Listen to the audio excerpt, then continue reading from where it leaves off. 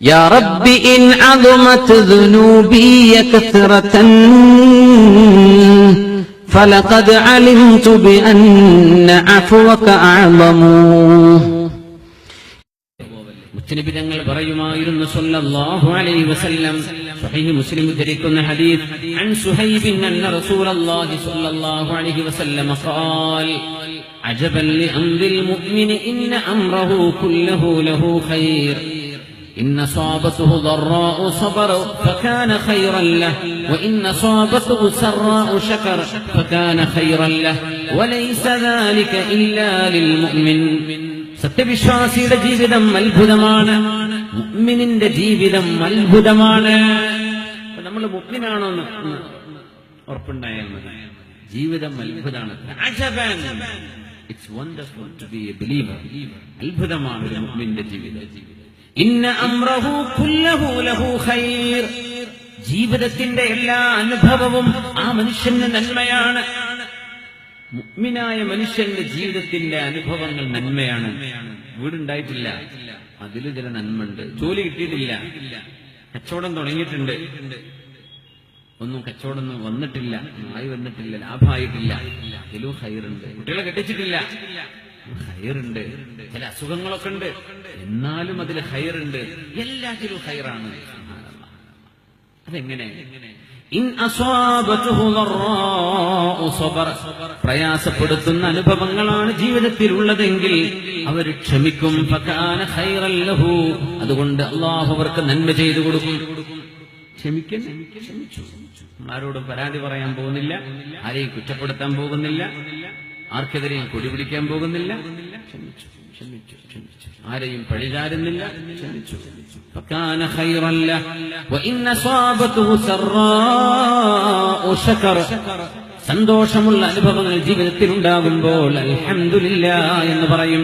فكان خيرا له. അതവർക്ക് ഖൈറാണ്. ജോലി കിട്ടി, അൽഹംദുലില്ലാഹ്. എന്തെങ്കിലുമൊക്കെ കിട്ടി, അൽഹംദുലില്ലാഹ്. ഭക്ഷണമുണ്ട്, അൽഹംദുലില്ലാഹ്. ആരോഗ്യമുണ്ട്, അൽഹംദുലില്ലാഹ്. നേരം വെളുത്ത കാര്യമായ അസുഖമൊന്നും കാണില്ല, അൽഹംദുലില്ലാഹ്. അൽഹംദുലില്ലാഹില്ലദീ അഹ്യാനി ബഅദമാ അമാതനി വഇലൈഹി നുശൂർ. നല്ല ഉറങ്ങിയെണീക്കുമ്പോൾ പറയേണ്ട ദിക്ർ, അല്ലാഹുവേ ഒരു മരണം നൽകിയതിന് ശേഷം ജീവിതത്തിലേക്ക് തിരിച്ചു വരാൻ എന്നെ അനുവദിച്ചവനെ നിനക്ക് സ്തുതി അല്ലാഹ്. ഉറങ്ങിയെണീക്കുമ്പോൾ പറയുന്ന വാക്കാണത്. മരിപ്പിച്ചിട്ട് നീ എന്നെ ജീവിപ്പിച്ചല്ലോ. ഒരു മരണം കഴിഞ്ഞിട്ട് എഴുന്നേൽക്കുന്നത്, സുബ്ഹാനല്ലാഹ്, നിനക്ക് നന്ദി അല്ലാഹ്. വലൈസ ദാലിക ഇല്ലാ ലിൽമുഅ്മിൻ. സത്യവിശ്വാസിയായ ഒരാൾക്കല്ലാതെ ഇങ്ങനൊരു അനുഭവം ഉണ്ടാവുകയില്ലെന്ന് ഹബീബുനാ റസൂലുള്ളാഹ്. അതുകൊണ്ട് മുഅ്മിനായ മനുഷ്യന്റെ ജീവിതം അല്ലാഹുവിനേക്ക് നൽകിയിരിക്കുകയാണ്. അല്ലാഹുവിന്റെ ഖളാഉകളും ഖദറുകളും സ്വീകരിക്കേണ്ടവരാണ് നമ്മൾ. ഉപ്പാക്കസുഖം, ഉമ്മാക്കസുഖം, ബന്ധുക്കളിൽ അസുഖങ്ങളുണ്ട്, പ്രയാസങ്ങളുണ്ട്, കടബാധ്യതയുണ്ട്, എന്തെല്ലാം പരാധീനതകളുണ്ടായാലും അല്ലാഹുവേ നിന്റെ ഖദറും നിന്റെ ഖളാഉമാണല്ലോ, ഞാൻ ക്ഷമിച്ചു റബ്ബേ, ഞാൻ ക്ഷമിച്ചു. ഇബ്നു മസ്ഊദ് റളിയല്ലാഹു അൻഹു പറയുന്നു, വല്ലാഹി മാ അസ്ബഹ ലീ മിൻ സആദ ഇല്ലാ അന്നക ലംഹൽ ഖളാഅ വൽ ഖദർ.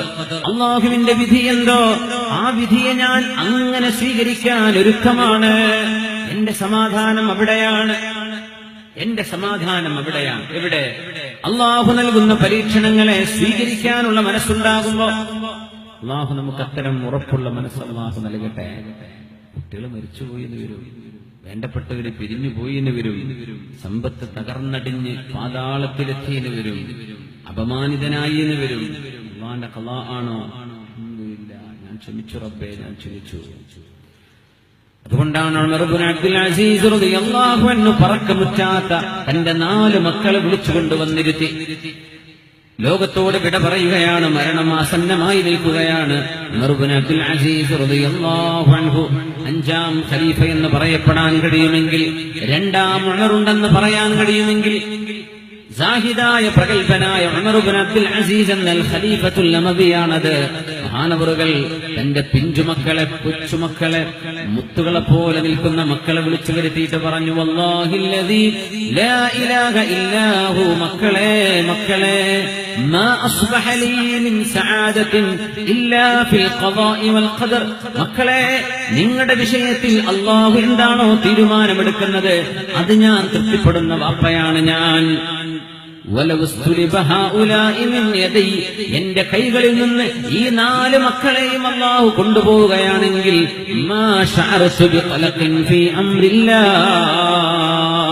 എന്റെ റബ്ബെടുക്കുന്ന ആ ഒരു തീരുമാനത്തിൽ എനിക്കൊരു മനോവിഷമവും തോന്നില്ല. മക്കളെ, നിങ്ങളെ ഞാൻ അല്ലാഹുവിനെ ഏൽപ്പിക്കുകയാണ്.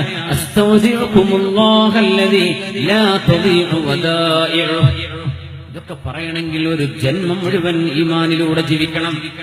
നമുക്കൊക്കെ പേടില്ലേ, ഞാൻ മരിച്ച എന്റെ കുട്ടികൾ എന്താവും? ഒന്നും ആവില്ല. നമ്മളില്ലെങ്കിലും ഈ ലോകം ഉണ്ടാവും. നമ്മളെ കണ്ടിട്ടല്ല നമ്മളെ മക്കളല്ല പഠിച്ചത്. അവർക്കൊക്കെ റിസ്ക് അല്ലാഹു കൊടുക്കും. നമ്മൾ എന്തിനു പേടിക്കണം? എന്റെ ഈ മക്കളെ മുഴുവൻ അല്ലാഹു കൊണ്ടുപോവുകയാണെങ്കിലും